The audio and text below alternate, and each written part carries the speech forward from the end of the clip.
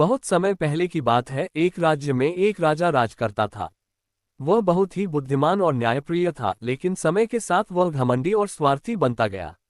उसे लगता था कि राज्य उसी की वजह से चल रहा है और प्रजा का कोई महत्व नहीं है। राजा ने कर टैक्स बढ़ा दिए, जनता पर भारी नियम लागू कर दिए और महल में ऐशो आराम के लिए धन लुटाने लगा। धीरे धीरे प्रजा दुखी रहने लगी। खेत सूखने लगे, व्यापारी राज्य छोड़ने लगे और गरीब लोग भूख से मरने लगे। एक दिन एक वृद्ध साधु राज्य में आया और राजा से मिलने की इच्छा जताई। राजा ने उसे दरबार में बुलाया।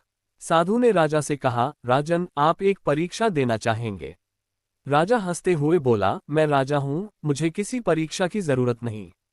साधु बोला, अगर आप सच में राजा हैं तो एक दिन बिना ताज, बिना सेना और बिना पहचान के अपनी प्रजा के बीच जाकर देखिए कि वे आपके बारे में क्या सोचते हैं। राजा ने ये चुनौती स्वीकार कर ली।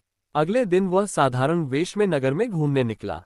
उसने देखा कि लोग भूखे हैं, बच्चे बिना शिक्षा के भटक रहे हैं और हर कोई राजा को कोस रहा है।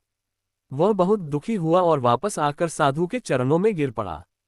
राजा को समझ आ गया कि एक राजा का असली बल उसकी प्रजा का सुख होता है, न कि उसका सिंहासन। उस दिन से राजा ने अपने राज्य की नीतियां बदली, कर कम किए, स्कूल, अस्पताल बनवाए और सबसे पहले प्रजा की भलाई के बारे में सोचना शुरू किया। कुछ ही वर्षों में वह राज्य फिर से खुशहाल हो गया।